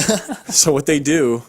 This sounds fake. What they do, Knob then calls Curtis Green's wife, and says, "You guys need to fake his death." Yep. What you need to do is take a can of Campbell's soup, tomato, lay him on the floor in the bathroom, and have the soup like coming out of his face so it looks like vomit. Yep. Take these photos, and they better be convincing, because if it doesn't convince this guy, Dead Pirate Roberts, who's running this infamous drug website, that you actually killed this guy, if these photos aren't convincing, he may very well send people to actually kill your husband. Right. So she's all freaked out, like she's got to get this soup just right. She's like cooking it to the right temperature. Right. Honey, don't boil it. Jesus Christ. Yeah. And so, but Ross, being a guy that's not really used to this sort of thing, they send over the photos. He glances at them. He's like, Jesus, this is disturbing. I don't really know how to take this. I can't believe I just actually gave the okay to kill a person that I had working for me. And so, as far as he knows, that's taken care of. And now the DEA has more on this guy if they ever do catch him. They've got something they can put him away forever. He ordered the hit on someone. And there's still no ties to Ross at this point. This is all just Dead Pirate Roberts, right? That category. And according to law enforcement later on, they would basically say that Dead Pirate Roberts would go on to solicit hits on at least 5 more people over the course of the day. Well, what happened is his site was taken ransom again, or this guy, a hacker, was saying that he was going to take down the site, destroy the site if Ross didn't pay him $500,000. Mm-hmm. And so Ross contacted the Hells Angels. Supposedly. I don't know if I believe all this stuff. No, I think he got in touch with them. I just don't think Hells Angels went through with the murder. I think they just took his damn money. Right. And supposedly they killed him, but they found evidence on his computer that he had, in case of his death, notified 4 other people who knew how to hack the site. Oh, okay. So then all 4 of them had to be taken out. And all in all, it ended up costing Ross $500,000 anyways, because he paid $100,000 apiece for the supposed murders by the Hells Angels. Did we know, like, when the internet was developed, that someday digital Bitcoin currency was going to be used to hire hits on people? It's just like the way that this shit's gone is just like some dude from his computer is going to order hits with fake money over the computer. And someone's going to show up, and there's going to be Campbell soup involved, and it's just madness. It's just fucking madness. It is crazy how far we come. Yeah. They weren't doing this shit on dial-up, that's for sure. It's that damn broadband. Right. that cable modem internet's what ruined everything. Right. Now, there's all these different agencies that have task forces that are looking into ways to catch this guy. And for months and months, they're unable to really find out who he is because everything's so well encrypted. He never does anything without encryption. It's all through the Tor browser. However, there's always traces to things in the internet, isn't there? There's always a way, because he didn't always use a Tor browser. He he had initially used the regular internet as a means for like advertising his on website. the forums on that the we talked forums. about earlier. Yeah. And we kind of talked about the IRS agent, Gary Alford, for a second, mentioned him. Mm-hmm. We knew he'd come back into play, and he had a big role in finding an identity to the guy that was behind Dead Right. Pirate Roberts. All he was supposed to be doing was just studying the laundered money on the site. That's all he was supposed to be doing. But if was you want finding somebody evidence to of that. really dig deep, where do you This go? guy, You go to the IRS. The right? IRS, nobody can dig like the IRS. Right. They will fucking find you. Of course, it was the IRS that found the true identity of this guy. Right. This You guy know, was very systematic, very just, I don't know. And he did it read through everything Google. 3 times. He did it through Google over the weekend. Through Google. Late night when he was supposed to be sleeping and his wife told him to fucking go to bed, but he was just up late and he couldn't stop thinking about this case. Yep. And he got up in the middle of the night on his computer. He started Googling shit, and he started Googling stuff about the Silk Road, and then he started narrowing searches. Right. So what he did was he searched for the Silk Road and then went to the earliest post. The earliest post he could find was the article written in, what was that magazine? On that Shroom forum, right? Gawker. Yeah. He found that first. So what he did from there was he looked at the date of that article and then filtered his search for that date. Right. And Back to 2011. Right. And then it started bringing up these forum posts. Yes. So he found the forum He found the post earliest post by on Altoid. He found the earliest Google post about the Silk Road. Yeah. And then he's like wondering, like, how would this guy know? This is the very first post about it. There's something up here. What I don't get is somehow, like, when he looked at that guy's account, he somehow seen that Altoid had changed his email address connected to that account at some point in time. It never really explained how he did that. What he did was he found the forum with the initial post by Altoid about, there's this thing called Silk Road. Have you guys heard about it? Right. And then he clicked on Altoid, and it brought up to other posts from Altoid. And one of those posts from Altoid was an advertisement for people needed for security on the Tor browser or whatever. Someone good, he basically... Ross had put out a post under Altoid asking for people to work for him on his people that were good at coding and whatnot. Yeah. He was asking for advice, though, at that time, supposedly. No, I thought he was asking for, like, or putting it out there for potential people to work for him as moderators on his Silk Road or whatever. Possibly. I mean, it could have been for either way. Either way, he started connecting dots, and he found an email address that was Ross Ulbricht at gmail.com. He found it, and he's like, he didn't think that was a smoking gun at this time. He's just like, I've got to look more into this guy. He goes on to a short list of people that he's been looking into. And he had a gut feeling about him, though. You get the sense. Yep. And he brought it to his superiors after the weekend ended, and he told them, I found this guy named Ross Ulbricht. He's living in San Francisco. and they're like, well, where'd you find him? He's like, on Google. And they're like, okay, cool. They're like, yeah, you're gonna find a drug kingpin on Google. Yeah, like good work, Gary. Like we haven't tried this, Gary. Right. And they kept writing Gary off, but Gary just got his suspicions got more and more because he started looking pissed. up. He looked up Ross Ulbricht, and he found YouTube pages where this guy named Ross Ulbricht is doing speeches. Strong libertarian, thought all drugs should be legal. Things were starting to add up. He's seeing the persona of Dead Pirate Roberts on Silk Road, a guy who is a libertarian. He supported Ron Paul, and then he's going over to Ross Ulbricht's YouTube page and seeing him talking about Ron Paul, seeing him on Facebook talking about libertarian politics, all this stuff. And he's like, these could very easily be the same guy. It's very weird that he was the first one to ever post on the internet about the Silk Road. There's just strong connections here. Right. The only biggest strike to his theory was the fact that Ross had no computer background. Yes. None. Yes. And so that really puzzled him. He's like, oh, God, you would have to have a strong computer coding background to do something of this caliber. Mm-hmm. But he underestimated old Ross, old dead pirate. Okay, but ultimately Ross's biggest mistake was he didn't dot his I's and cross his T's enough as far as being on that encrypted server. He screwed up one time. Well, his inexperience with code constantly bit him in the ass. And the fact that he's on there every day for 18 hours at a time, he's tired, he's talking to all these different people, he's got all these different moderators. Yeah. There's bound to be a mistake that's made at some point, and he left an opening. He basically left the IP address on the main page on accident. I don't know how you do that. For a short amount of time. He realized his mistake. Very short. Realized his mistake, but by then the FBI had it. That's all it took, man. There was Knob undercover. I think by this time, actually, Jared had captured a girl who was working for Dead Pirate Roberts at the time. So Jared also had an undercover account. Yep. Jared with Homeland Security, which we mentioned earlier. Yeah. So there was two undercover government employees on the site. acting as moderators on the site. Right. They'd taken over someone else. He had taken over a girl that was working on there. Right, exactly. Assumed her. He had taken her in, asked her, like, studied how she spoke, like, studied all of her inflections, got her same avatar, and was Right. pretending to be her on there. Right. And then you got Chris Tarbell, the FBI agent, who now has the main server. Yep. And they had to wait for a zip drive from Iceland Yeah, to that's where arrive. the home base. That's where it was being. That's where the main server was Right. for the site in Iceland. So he contacted Icelandic police. They gave him a zip drive with a passcode, Yeah. and it opened it wide open. Yeah, they had everything. They They had had the web. everything. They had everything. They had the server. They had Silk Road in their hands. They had every everything. And at this time, they Communications, knew that Dread Pirate Roberts had at one time ran everything. They knew the main man, Dread Mm-hmm. Pirate Roberts. At one point, the main IP was at a coffee shop in San Francisco. Yep.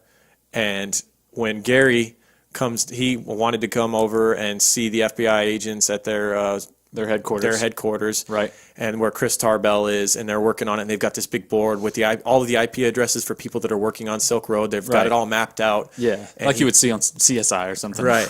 He shows up and he notices on the board that it says that there is a coffee shop in San Francisco involved. Yeah. And he's going, I got a guy in San Francisco, thinking of Ross Ulbricht. Right. And they're like, oh yeah, and they start tying things together, looking at, and he's mentioned something about Frosty, Yeah. and that was what the server name was. And that was also Ross's fake email on Yes. the forums. Yes. When he posted, it was frosty@frosty.com, which is not real. Two more links between Yep. Ross and Silk Road emerge, and that's when they start really looking at each other and going, we got this guy. It's Ross Yeah. Ulbricht. You were right, Gary. Gary was right. Gary was right weeks All along. ago. Right. Weeks ago. Right. Just didn't say anything. Yeah, so now we've got all these different agencies. It almost seemed like they almost all came to a crossroad at the same time. Like they all Yep. they all had the epiphany together. Like we got him. Yeah. Yeah.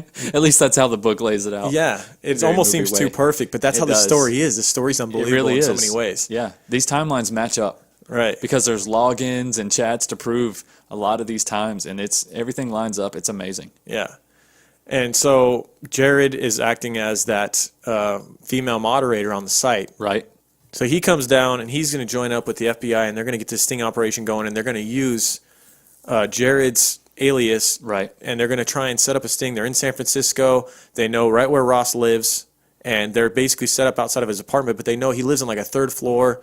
And the way that these laptops work is if you close them, they're encrypted immediately. If you Yep. close them, there's no getting back in. Ross so they also needed had to an catch emergency him. button too on his laptop. It didn't even Kill have to close. switch, If he hit basically. a certain button, lockdown. Forget it. So they knew that they had to catch him off guard with his laptop open, with clearly him logged in as the main administrator of the Silk Road. They need to catch him basically red-handed and not let him close his laptop and get shit closed down, because then they'll never get back in. That's right. It could take hundreds of years to figure out what his password was with all the encryption. Yep.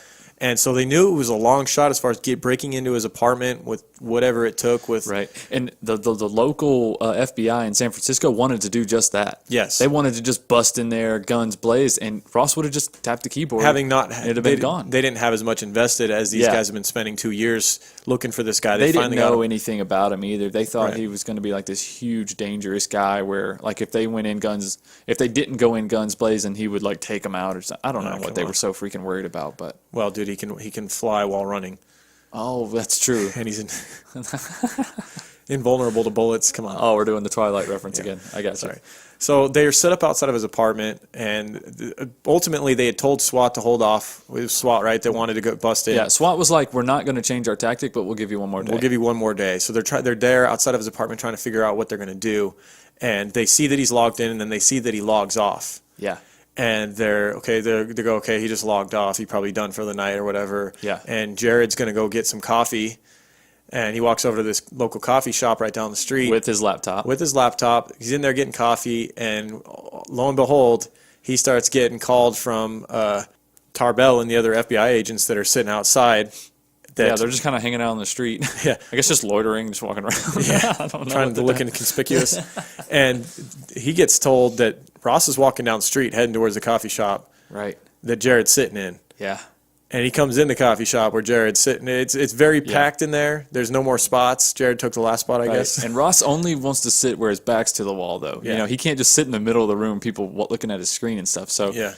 there's no spot that's inconspicuous where he can sit near the wall and have privacy. Then he won't stay there. Yeah, Ross had he wanted to get some fresh air, and he was going to go down there and use the free Wi-Fi. Something he often did. He often ran the Silk Road from coffee shops and libraries, wherever there was Wi-Fi available. Yep. And so that's what he does. He goes outside and he looks for the next best thing. And this is where Tarbell and some of the other guys get a glimpse of the guy they've been chasing for so long. Right. And they actually lock eyes with him for a second, according to their it makes it sound more glorious. It's so magical. Ross would then walk to a nearby library, and he's going to use the Wi-Fi there. And and all the while while they're watching Ross log into his computer, they got Jared, on the phone, and Jared's telling him he just logged in, and it would match up perfectly to when Ross opens his computer and logs in. Yeah. So that was just a little bit of confirmation, here and there. But so now they kind of go, they start getting shit set up like this may be the location where we take this guy down, is in this library. It kind of worked out perfect. It's so cool how they did it though. Bro, it's awesome. It's pretty badass. Yeah, so they needed Jared to be logged on. So he's in the coffee shop, logged into the Silk Road as this female alias administrator that works, and they have him as soon as Dead Pirate Roberts logs in, which is Ross from the library. Right. He sees him pop up. They need to make sure that he's fully in to all of the full website. So they have So Jared had to ask him a certain question to get him to open up a certain area. a security. He asked him a security issue. Yeah, something about can you confirm this post for me or something like that. So he had to log into like the main master, ultimate captain's page, Right. of the Silk Road. Yeah, so he's waiting for a response, and he gets Dead Pirate Roberts say, "Okay, I'm logged in now," and that's their go ahead. He's like, "What post do you need?" That's their go ahead. They And know that's the last thing he typed. They know a free man. They know he is now logged in to the deepest parts of Silk Road. They've got the administrator dead to rights, and they've got all of these FBI agents. Now it's time to do a little acting. Right. Yeah, so what happens? It's kind of crazy. Yeah, they're in the library. Right. So basically he's in the library and Ross is, he's tapping away, he's waiting for his response from Jared. And then he hears this couple get into this argument. And this lady's like, "Well, fuck you." And he turns around and there's this guy that's getting ready to hit her or whatever. So, Ross is kind of like really interested as far as everybody else is too. And while he's turned around, little did he know there was a lady who worked for the FBI sitting across from him, just reaches up, grabs his laptop, and when Ross turns back around, she did the handoff to another FBI agent. She hands it off. Ross dives across the table. They tackle him, and as he comes back up, he's already in handcuffs. Dude, that's so gangster the way they did it. It is. It's unreal, man. Ross must have had the feeling for at least 1.5 years to 2 years of like everywhere he looked, like, is that an FBI agent right there? Like everywhere, every time he goes to the coffee shop, every time he's walking down the street. Well, they stated that when that lady sat down, he looked at her, but he thought that's got to be such a crazy way to live, though, because 90% of the time he thought that someone they weren't. You know what I mean? Like everyone looks more suspicious. We talked about how you look more suspicious on like a security camera, even like looking at yourself. You're like, I look weird right now. Like everybody seems more suspicious if you're looking at him that way. Yep. Like that guy's walking weird. What's he doing? Like, but otherwise you wouldn't pay attention normally. Right. But like that must have been that moment where like. He's like, they really were. Everyone in this fucking library really were. Everybody was. Like I wasn't fucking. He's having nightmares about that shit. I wasn't paranoid all these years. I really was being followed and shit. Really, ultimately, he wasn't for like the last week. But. Yeah, he was being trailed for a while. Yeah. For a week or so. But, yeah. So that's how they scooped him up. That's how they tricked the old Dead Pirate Roberts. Yeah. It's intense. And just hours later, it was the Silk Road would be replaced with an FBI logo. When you try to go to the web page, they'd shut down the servers. No one could be selling anything on there anymore. No more drugs, no more guns. Right. Word was all over the media that they had finally caught the guy running the Silk Road. So-called. Oh, it was unreal. Yeah. Ross's hometown, there was friends that just did not believe it. They're like, no way. Like, no one that knew Ross was convinced. He's like, there's got to be a mistake. Yeah. He must have been framed. Julia and him had since broken up. They'd been apart for a while. They were still friends and still kind of hooking up here and there. She was scheduled to come out and hang out with him like a week from then. Well, they were scheduled for a Skype chat that night. Yeah. The day he got arrested. She had messaged him before he went down to the coffee shop and was like, "You want to Skype tonight?" Yeah. And he was like, "Yeah, sure." And so she finds out after trying to Skype with him and him not answering time after time. She gets a call from her friend saying, "Google Ross Ulbricht." And she said, what are you talking about? She said, just Google your ex-boyfriend's name, and she Googles it and sees that, it kills her. She kind of, I mean, she pretty much knew. He started Silk Road. He tried to tell her later in their relationship, while he was still running, that he had, like we talked about, had given it away to somebody else, and there was a new person running it. But she probably knew in the back of her mind. Every time they hung out, he acted weird and whatnot. Right. But yeah, that was the end of his run, and his federal trial began in Manhattan in January 5th, 2015. Right. Now, they originally offered him a plea deal of 10 years to possible life, but most likely it would be on the lower end. But Ross thought, I don't deserve any of that. So he decided to lawyer up, and let's proceed. But just so you know that. He would go on to be charged with 7 counts, including narcotics trafficking, money laundering, and the most gangster charge of all, being the kingpin of a criminal enterprise. Yeah. Which is fucking awesome. Yeah. And the charge of procuring murder. Not charges-wise, it's not. Right. No, it's really not good, but it sounds cool. And then they would actually not procure the murder charges that they had indicted him on. They would decide to not actually pursue those. There was no bodies. There was no evidence at all. So they're either like, Hells Angels did a damn good job, or they didn't even kill anybody. And the one that they had evidence on, they knew that it had been staged anyway. Yeah. So, yeah. His defense tried to convince the jury that chat logs purportedly involving Ulbricht were under the Dead Pirate Roberts pseudonym and could have been easily fabricated or could have been someone else, because like we talked about, the whole idea behind Dead Pirate Roberts is that it could be it could be multiple people. This noble criminal that can be passed on and just given the name. As each one dies, a new one is reborn. Right. Like a phoenix rising from the ashes. Right. Man, you got such a way with words sometimes. I know, I'm wordsmithing. I fuck up the most basic ones, and then I come out of nowhere with some other shit. A left hook from nowhere. On February 4th, 2015, Ulbricht was convicted on all 7 counts. And, the judge had no mercy either when it came to sentencing. No. He would end up being sentenced to life imprisonment without the possibility of parole on May 29th, 2015. Plus another 40-something years. And the judge would give him a large impassioned speech about how this was his life's work. He knowingly did this trying to kind of topple a democracy in our country, and he totally believed in what he was doing, and this was his legacy. And she said, it is your legacy. Yeah. And when she also said that, I see good in you.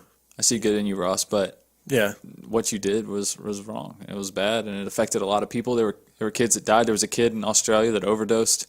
Yeah, that was a crazy story. Yeah, on a drug that was supposedly 60 times stronger than LSD. The kid ran off a balcony. Yeah, they had gotten a party pack. Some college kids. Yep. They got a pack. No, they weren't even college. They were high school kids, man. This kid was 16 years old. Yeah. Had some sort of reaction to, like I said, it was some strong hallucinogen. It was said to be 60 times stronger than LSD. It's made in China.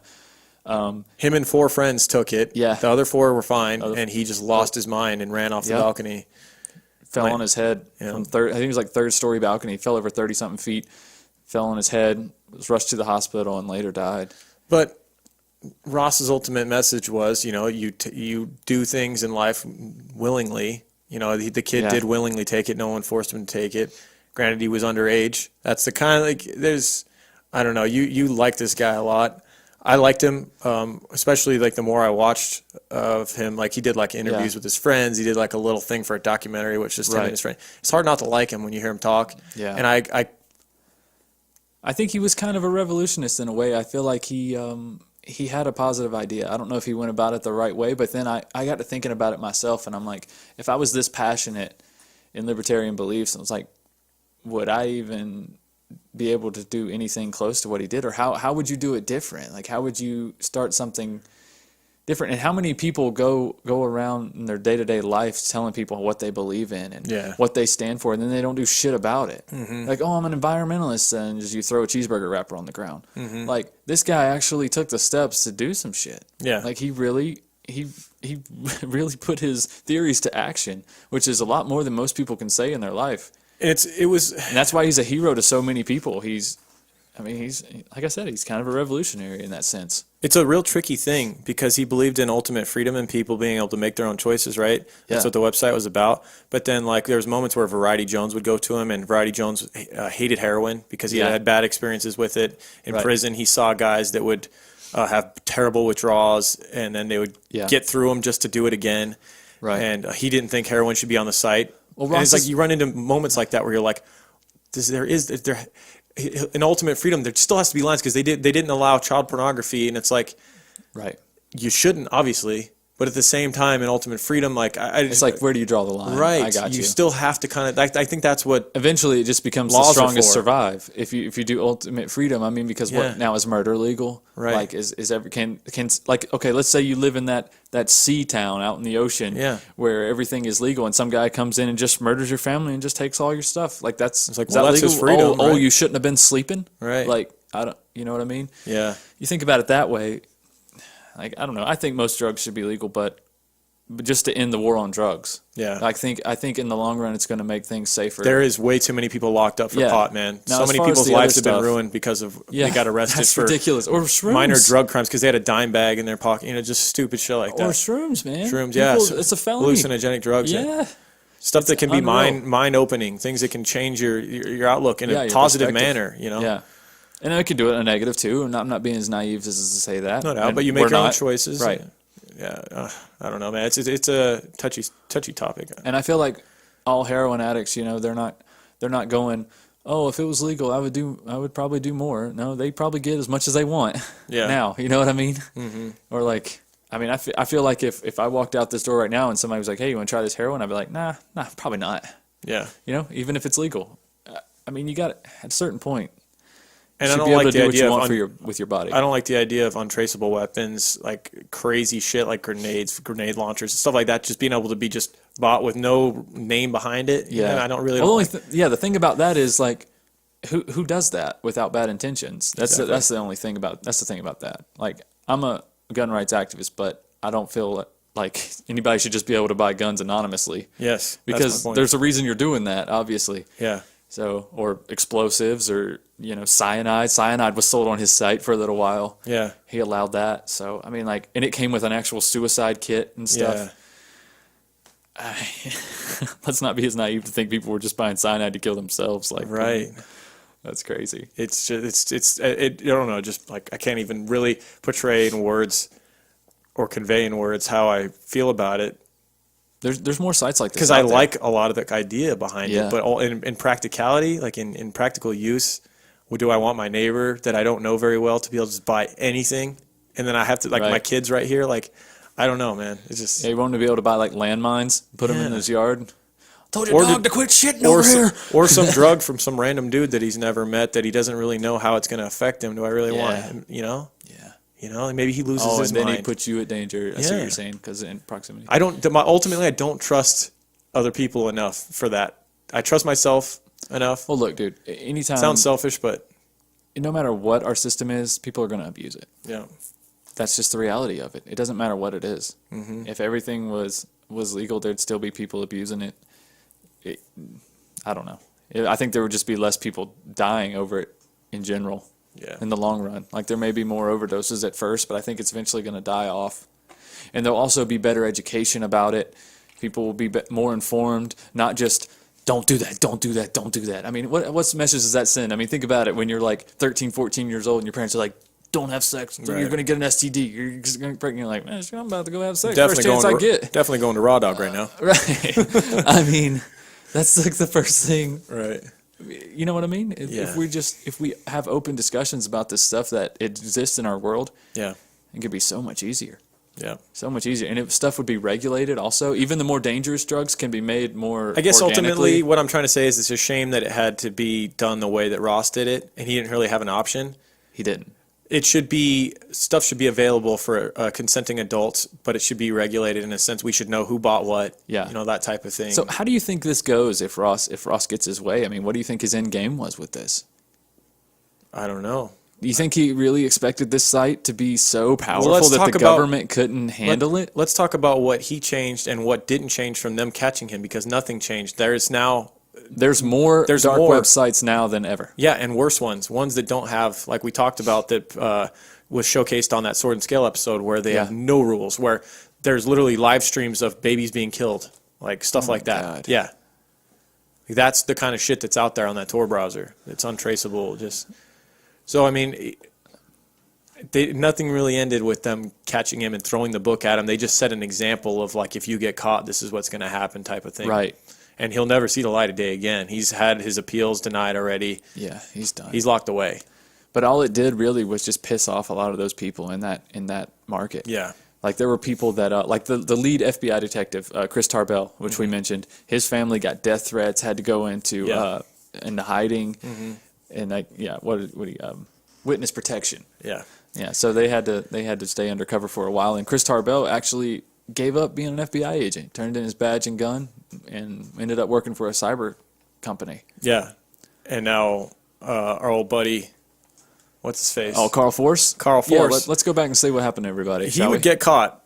He did get caught. For stealing all those Bitcoins. $757,000 worth of Bitcoin. The Bitcoins. Yeah. Him and his buddy Sean, the other agent, the other DEA agent that worked with him, Sean got caught with over $800,000.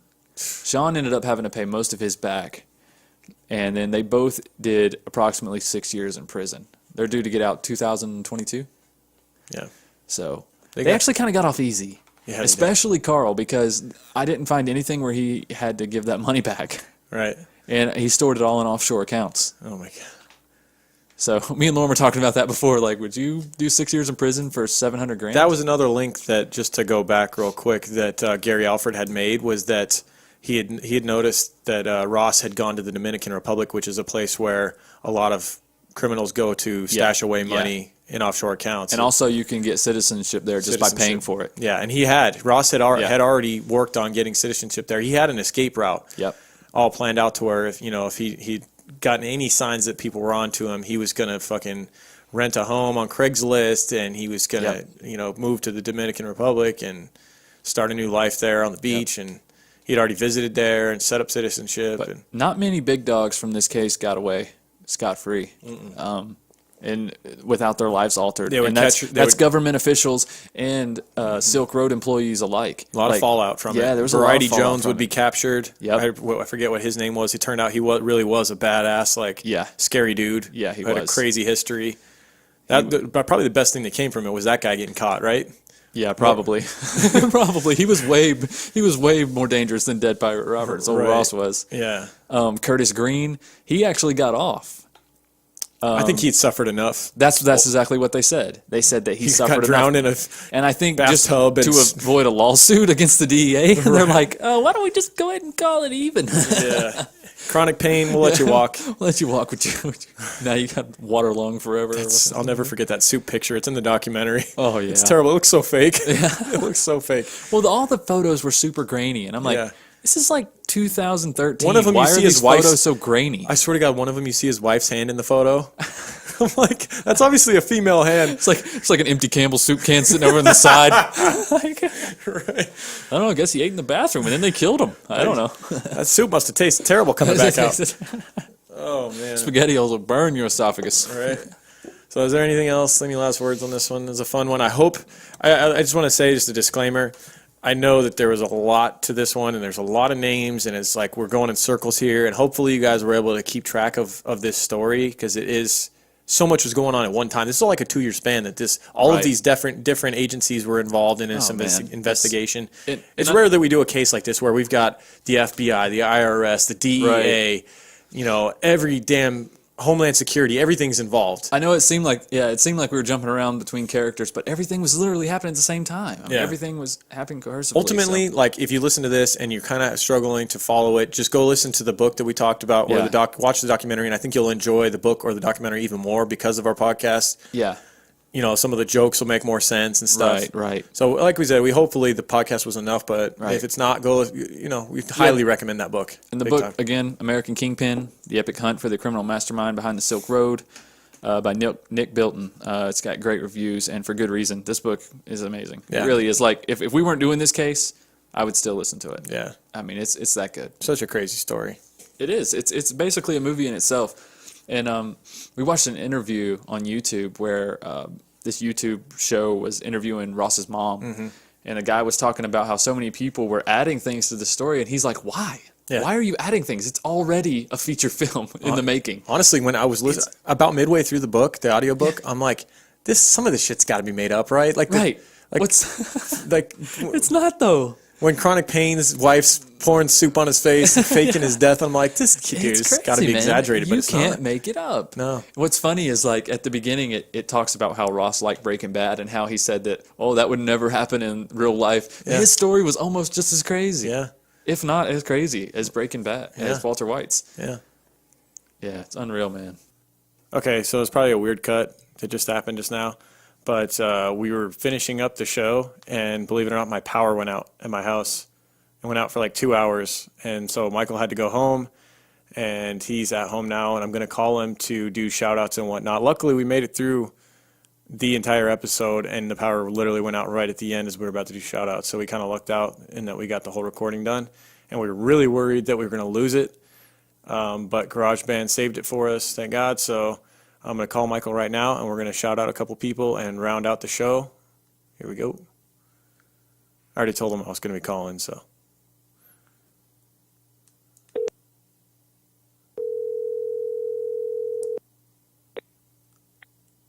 What's up, brother? Is this Michael of the True Crime Guys podcast? Yeah. That's awkward. Come on, be a star, bro. Be a star? Yeah. I don't even know how to do that.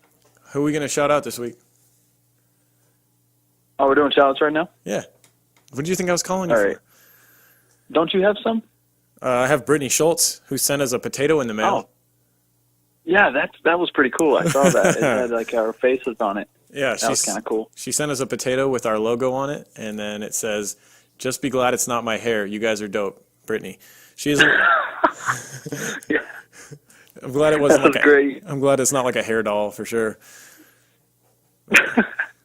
She is a little bit. Yeah, if you hear me freak out here in just a second, we just got a new kitten, and it's like running around my ankles, and I know it's about to climb me like a goddamn tree. You got a little kitty?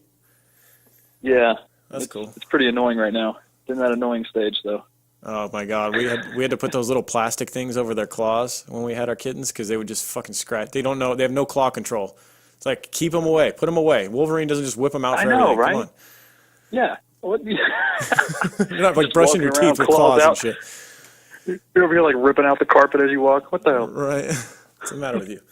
Hold on. Let me put my phone on speaker so I can look at the shout out that I wanted to do. Hold on a second. This is gonna be shit audio quality. This is gonna be like. Can you hear me okay? This is gonna be like most people's podcasts. Can you hear me okay? Yeah, kinda. All right, just hold on. Just bear with me, okay? All right. Just bear with me. All this for a couple shout outs. All this. All right, yeah, I need to give a shout out to Mr. Warren Duncan in Minneapolis, who hit me up while I was eating Popeyes last night. Oh, right on. On Facebook, he messaged me. Yeah, he listens to our show all the time, and he decided to pop quiz me, asking me who wrote the Hardy Boys and Nancy Drew books. And so, being the very knowledgeable true crime researcher I am, I Googled it on the spot. Boom. And proceeded to tell him the wrong answer. And no, I told him the alias or whatever, because apparently they were written by multiple people. Nice. So, yeah. But he set me straight. Anyways, he said he listens, and Warren, appreciate you, brother. Thanks for listening. And yeah, that's all I got as far as special shout outs this week.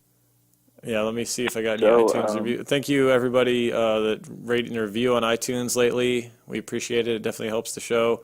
Yeah, absolutely.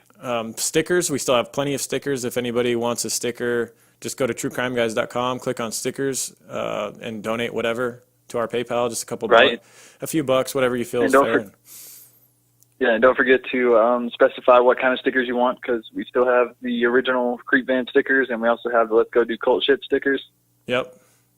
We can send both. And usually, if you send us like $5, we'll send one of each or something. Yeah. Yeah, we ain't stingy. Right. We ain't stingy with that shit. I want to thank Blue Persuasion, who left us an iTunes review, a nice, very flattering review. Niffer220. Nice.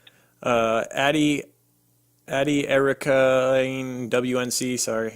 Nancy, True Crime Drive. True Crime Drive. Check them out on Instagram at True Crime Drive. Always liking our stuff. You don't get them because it's a bad review. Odd Vegan. You don't get one. That's a bad review. Henneth. That's a bad. Even though you already said the name. Oh, you're skipping the names. Okay, yeah, I'm skipping the people that give bad reviews. You don't get. Yeah. Don't keep going. You're gonna have to say that too many times. Yeah. No. Right. You're gonna. Yeah, thanks for everybody that still been giving case suggestions. You know, especially if you're giving the suggestions on Facebook. I don't always reply right away, but I am looking at those and I am looking those up. Yep. So we appreciate those, and we're keeping them in mind just in case. Just because we don't do your case the next week or so, it doesn't mean that it's not in the bucket. Yeah, we're not suggestions. So we're not True Crime Garage over here. We don't have shit booked. Like, we don't know what we're going to be recording 3 months from now. We don't even know what we're recording in our very next episode yet. Literally, we just recorded this one today, and then we do not know what we're doing next week. We have to figure that out. That's every week for us. So pretty much. Yeah, but pretty much we're trying to get better, but well, a lot of it is just we just kind of change our mind. Usually we'll get a case in mind, and then we find something we think is better or more interesting. Yeah, I just realized. Let us know how you. Michael, congratulations! You're our first caller into the True Crime Guys podcast. I'd give you. Oh, really? Yeah, round of applause. How sad is that, though? Right. The co-host is the first caller. It's so sad. Yeah. We have to actually do this. Lawrence Power didn't even really go out. We're just doing this so we can say that people call into our show. I know, right? Dude, the panic but it really did. The panic that set in when we both thought, like, fuck, is this recording still going to be here? We were over an hour and a half in, and we're like, no. All right. We can't recapture the magic. Yeah. Definitely patreon.com/True Crime Guys. Check out all of our episodes on there. You can get them all for $2 right now. Yeah. And if you guys don't think it's worth it, ask somebody who's a Patreon. Like, we really do put the extra work into those. Yeah. Like, seriously. Like, I wish we could just let everyone hear them. I really do. I tell Lauren that all the time. I'm like, let's just release one. And we're like, no, because then that would. It's not fair. It's not fair to the people that pay. Exactly. Yeah, you said something about maybe a Christmas thing where we'll release the Tookie episode for Christmas if y'all are lucky. Yeah, maybe we'll do that. If y'all are good boys and girls. We have more packages. We have more packages at my buddy Adam's house. He checked the PO box. So if you guys want to send us anything, hit us up. We have a PO box that you can send us packages to, and we will talk about whatever you send us, even if it's a turd in a box. Yep. We will talk about it. Yeah. And you guys can hit us up at truecrimeguys@gmail. I've had some people message me on Facebook because they said that they weren't able to find our email for some reason. I thought we had it everywhere. Pretty much, yeah. But it's truecrimeguys@gmail. Easy to remember. You guys can hit us up there, or on any facet of social media. That's fine too. Instagram, Twitter, Facebook, Snapchat, whatever. So yeah. And a big shout out to J Train, the Arizona trucker. We haven't heard from him in a while up until this last Tookie episode. He really enjoyed it. Hell yeah. Hey, stay safe out there, brother. Yeah, just off the top of my head. Shannon, she ordered some merch off of our Redbubble. If you go to our website, go ahead. Oh, I was just going to say she's representing us at a punk rock fest in Chicago right now, I think. That's what's up. Yeah, this weekend. So yeah, that's pretty cool. Yeah. Oh, yeah, we forgot to mention the Redbubble store. Yeah. So plug that right quick. Yep, Redbubble. If you go to our website, truecrimeguys.com, and just click on merch, or if you go to redbubble.com and search True Crime Guys, you'll find our store on there. We got all kinds of stuff. Keep creeping gear. We got cult shit. Let's do cult shit shirts and stuff like that. So it's good. Oh yeah, it's good quality. Everything you could want. Yeah, laptop skins, phone cases, clocks, freaking all kinds of stuff. Creeper gear. Get your creeper gear. Creeper gear here. All right, let's wrap it up. This shit's almost 2 hours long. Well, dude, we condensed this show a lot. Yeah. Like, seriously, guys, y'all check out the documentaries we mentioned, the book that we mentioned, American Kingpin, and you'll see, we hit the highlights, but there's a lot to this story, and it's just jam-packed. But we didn't want to do a freaking Joe Rogan 3-hour podcast, so, right. we tried to condense it, and Yeah, we didn't have enough weed for that. we gave you a more concentrated version. All right, man. Well, All right. keep creeping, guys. Thanks for tuning in, and we will see you next week with another episode. Yep. Keep creeping, guys. All right, peace. I am the one who knocks. 14836 to the 9, representing the ABQ. What up, biatch? 14836.